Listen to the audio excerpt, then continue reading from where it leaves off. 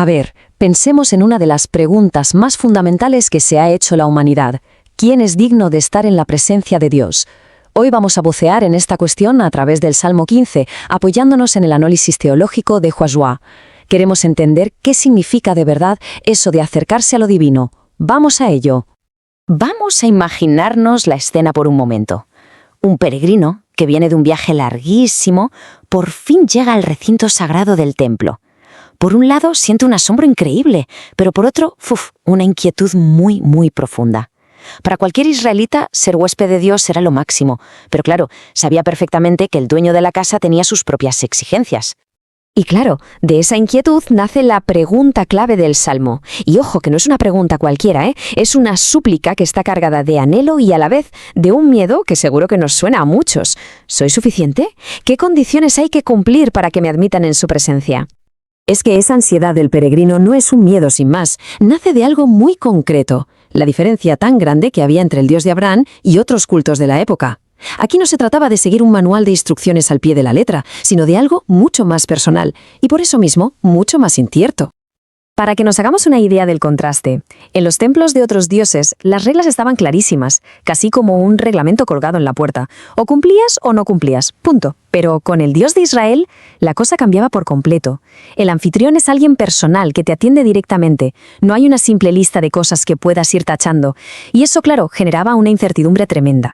Y que nadie piense que el miedo de este peregrino era una tontería. Para nada. Era un miedo muy real y con mucho fundamento. La ley tenía cientos, miles de normas, un pequeño error, una mala actitud, y todo se podía ir al traste. Imagínense el escalofrío que le recorrería al pensar en textos como el de Levítico, que prohibía acercarse a quien tuviera un defecto, o el de Números, que hablaba del riesgo de muerte por hacerlo de forma indebida. Con Dios, desde luego, no se jugaba.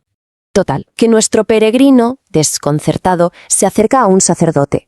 Espera, lógicamente, una lista larguísima de ceremonias complejas, de rituales, pero, para su sorpresa, lo que recibe es una respuesta que va directa al grano, al corazón del asunto. El sacerdote, en vez de ponerse a recitar un montón de rituales, se salta todos los formalismos. Le presenta una lista de condiciones que es sorprendentemente sencilla, una lista que se centra en la esencia de una vida digna, no en detallitos superficiales. En lugar de una lista interminable de prohibiciones, la respuesta se concentra en 3 acciones, 3 verbos que lo son todo: andar, hacer y hablar. Y lo más importante, la clave de todo, estas 3 acciones tienen que nacer de un corazón que es sincero.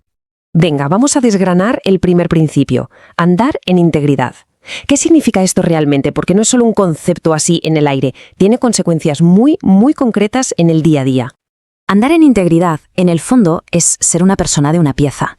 Es actuar siguiendo unos valores y unos principios, pero no por la presión de los demás o por miedo a un castigo, sino porque es lo correcto y punto. Es la persona que suma, que toma buenas decisiones, incluso cuando está en la más absoluta soledad. El Salmo, además, nos da ejemplos súper prácticos. La integridad se ve en cómo usamos las palabras y en cómo tratamos a los demás. Habla de una persona que no usa la lengua para destruir, que no hace daño a su vecino, y que se niega en rotundo a participar en el cotilleo que acaba envenenando las relaciones. Pasemos al segundo verbo, que va construyendo sobre el anterior. Hacer justicia no es solo algo de los tribunales, ¿eh?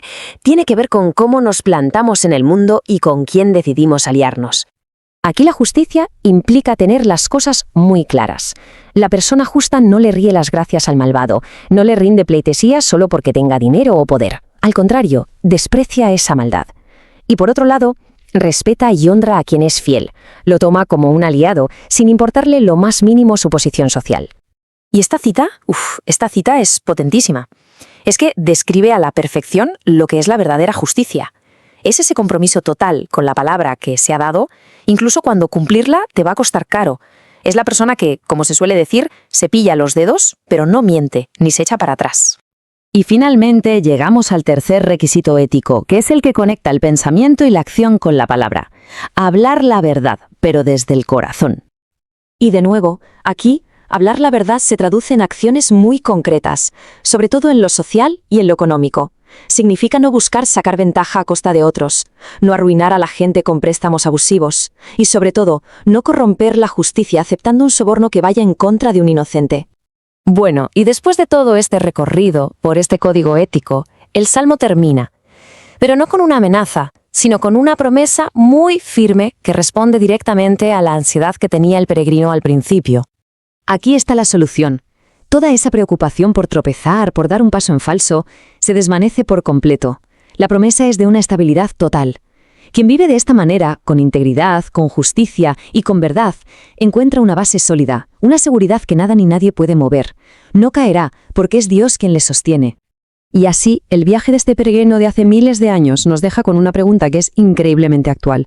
Más allá de los rituales, más allá de las apariencias, la cuestión fundamental sigue siendo cómo se manifiestan en nuestra vida hoy estos 3 verbos. Una reflexión que, sin duda merece la pena.